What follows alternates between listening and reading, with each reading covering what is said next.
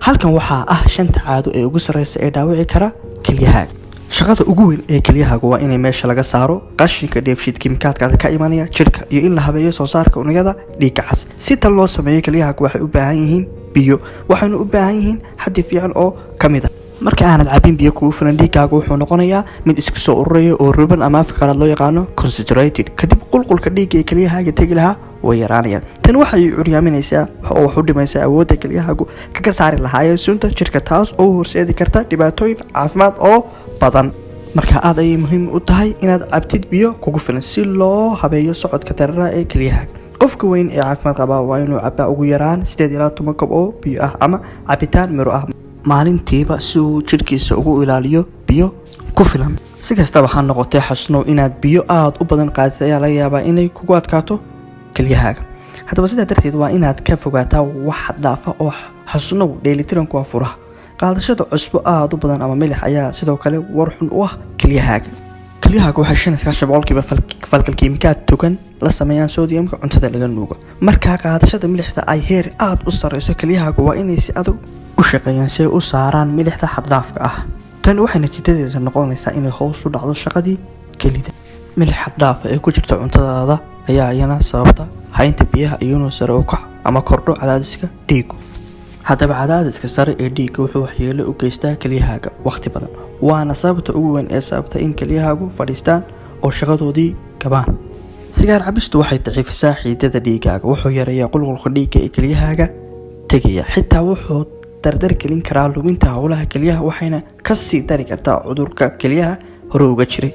haddaba daraasado la sameeyay ayaa muujinaya in jiro xiriir ka dhexeeya sigaar cabista iyo cudurrada la xiriira kelyaha. xaqiiqdii sigaar cabistu waa mid ka mid ah sababaha ugu badan ee horseeda xaaladda afka qalaad loo yaqaano end stage of renal disease, oo noqonaysa in gebi ahaanba kelyada shaqadoodii joojiso. marka laba xaaladood mid uun bay noqonaysaa in qofka loo sameeyo kidney transplant oo magac Soomaali ku noqonayo in qofkii kelida loogu deeqo oo kelida laga bedelo, ama in loo sameeyo dialysis oo noqonaysa in qofkii kelidii loo meedho weekii 2 jeer. kelyahaaga ayaa ka caawiya sidii loo sifeyn lahaa waxyaabaha ama dhibaatooyinka ay keenaan maandooriyaashu ay ka mid yihiin khamriga. haddaba marka aad cabtid cabitaan aad u culus oo khamriga, kelyahaaga waxay ku jiriyaan cadaadis aad u badan. khamriga waad si joogtaa u cabtaa wuxuu sababi karaa inuu waxyeello u keeno nidaamka kelyahaaga.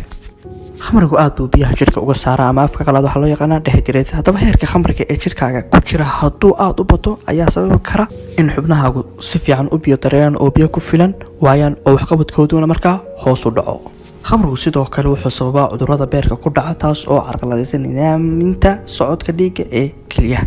xanuun baabiyaasha waxaa loo qoraa si joogto ah inay ka caawiyaan arrimaha xisaabaadka, laakiin qaadashada xanuun baabiyaasha fara badan waxay dhaawici karaan kelyahaaga. daawooyinka afka qalaad loo yaqaano over the counter painkillers sida aspirinka oo kale waxay yareeyaan socodka dhiigga ee kelyahaaga. daawooyinkan ayaa weliba si toos ah oo suna ah ugu ah unugyada kelyaha iyagoo dhaawacaya hawshooda. haddaba sanad kasta 300 ilaa 500 kiisaska cusub ee kelyaha hawshooda gaba ayaa sababa isticmaalka faraha badan ee xanuun baabiyaasha. haddaba kuwani waa tiro yar oo ah caadooyinka waxyeeleeya kelyahaaga, laakiinse waxaa jira caadooyin badan oo qaab nololeeda oo kale oo aynaan garanayn inay wax u dhimayso kelyaheena, sida ku noolaanshaha habnololeedka aan firfircoonayn ee aynaan cunaynin cuntooyin dheelitiran. ugu dambeyntii, haddaba isku day inaad sida ugu wanaagsan uga fogaato caadooyinka si aad kelyahaaga uga dhigto kuwa caafimaad qaba.